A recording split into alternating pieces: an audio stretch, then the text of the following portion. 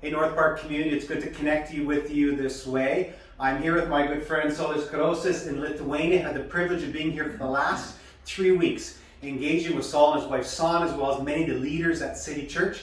I'm actually in the hotel. We've talked a lot about this hotel, where the church has been able to engage and embrace with so many refugees that have come because of the war in Ukraine.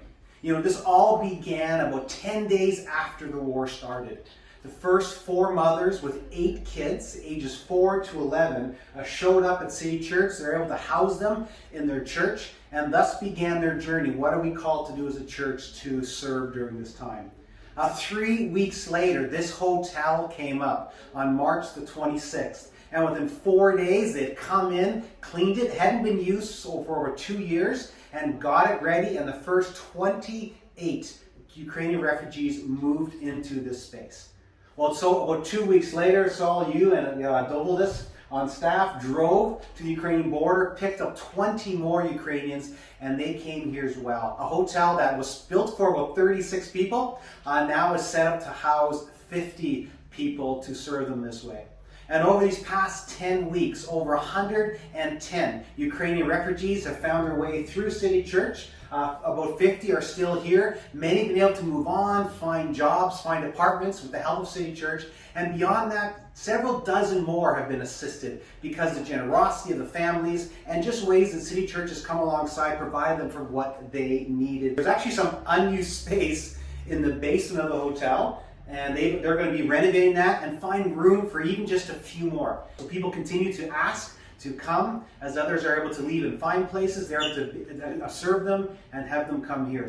You know, because of your generosity, the generosity of a church in the U.S. as well as another foundation, they've received enough funding now to run this space for the next 12 months. The money's helped them fund to hire the Ukrainians to run this space, to have a staff member available always to help them, to guide them on their journey, and to set things up.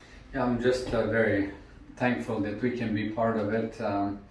And one of the greatest needs that any human being has is to have a home, a place where you are seen, you're heard, someone's waiting for you. And many of these people left their homes. And this is certainly not a home, but a place where we do provide care. We listen to their stories. We try to answer their needs and even create some opportunities so they don't feel like refugees, but they can, as soon as they're able to get a job and feel like life is somewhat normal again.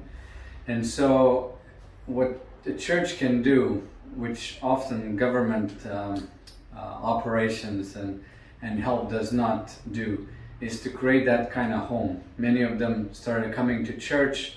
Some have been very nominal in their faith, but they see the hand of God through the care.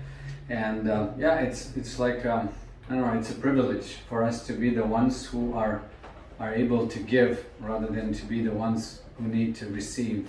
So thank you for being friends in this endeavor. And we pray that God will continue to bless this work.